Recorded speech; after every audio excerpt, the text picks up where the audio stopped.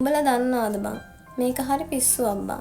උදෙන්ම කමක් නෑ බලෙන් ආදරය කරන්න ඕන නෑ කියලා හිතලත් යක්කු ගස් නගින වෙලාවට අනේ මාත් එක්ක කතා කරන්න යා හිටියනම් කියලා හිතන එක මම හිතන්නේ මේක හැමෝටම වෙලා තියෙන දෙයක්.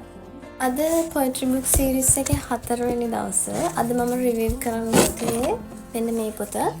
මේකේ නම තමයි ප්‍රේමයම පිහිටුඩක් හදවතෙහි ඇනුණු. මේක ලියලා තියෙන්නේ මියුල සත්වනායක මල්ලි. ඉතින් මේ පොතේ ලියවිලා තියෙන්නේ ආදරය ගැන. ගොඩක්ම ආදරය ගැන තමයි ලියවිලා තියෙන්නේ. හැබැයි අපි දකින ගොඩක් අර සාම්ප්‍රදායික කවි නෙමෙයි තියෙන්නේ. මේක ඇතුලේ අර වෙනස් විදිහේ කවි ගොඩාක් තියෙනවා. අපි ආසාවෙන් බලපු කාටුන් වලට, ඒ වගේම ෆිල්ම් වලට, සින්දු වලට එහෙමත් මේකේ කවි මේ මියුලස් මල්ලි ලියලා තියෙනවා. ඉතින් මේ පොත කියවගෙන යද්දි මට හරිම ලස්සන තැනක් හම්බුණා. මේ තමයි මේ පොතේ 13 වෙනි කවිය. මම කියවන්නම්. හංගව්ව ආදරේ පපුතුරේ කොනක නුඹ නමින් දලුලව්ව එක්තරා දිනක ගලන මගේ හදවතේ ලේසියුම් පොදක නුඹ නමින් ලියවිලා ඇති හැම විටක. මේක මේ හංගව්වා දලුලව්වා ඔය වගේ වචන තියෙන්නේ මේ නුවර කට්ටියෙන්. මම දන්න විදිහට මියුලස් මල්ලි නුවර. ඉතින් යාගේ පැත්තේ භාෂාවකින් මේ කවිය ලියලා තියෙනවා. ඒකයි මම කිව්වේ මේක හරි වෙනස් විදිහේ කවි ගොඩාක් තියෙනවා ඇත්තටම. අපි තව කවියක් බලමු. මේකේ සාමාන්‍යයෙන් කවි ටිකක් දිගයි. කියන්නේ ටිකක් දිගට ලියවිලා තියෙනවා කවි. ඒ නිසා මට කියවන්න අමාරුයි ඔයාලත් එක්ක.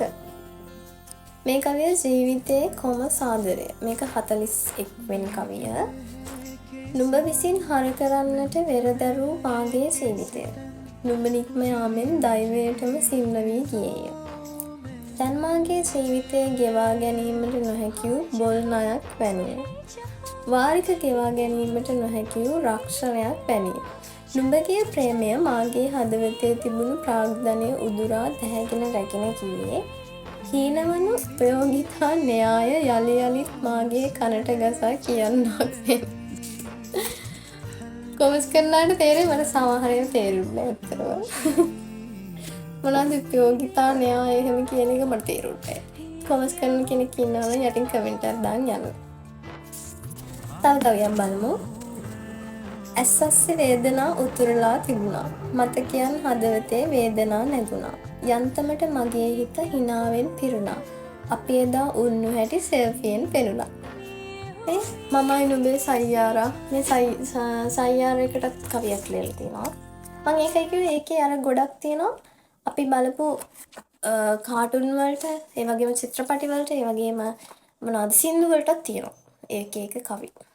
ඉතින් මේ වීඩියෝ එක බලද්දි ඔයාලට කවි සිතුවිල්ලක් එහෙම ආවොත් ඒක පහලින් කමෙන්ට් එකක් දාන්න යන්න. ඒ වගේම මේ පොතත් කියවලා බලන්න හරිම ලස්සන පොතක්.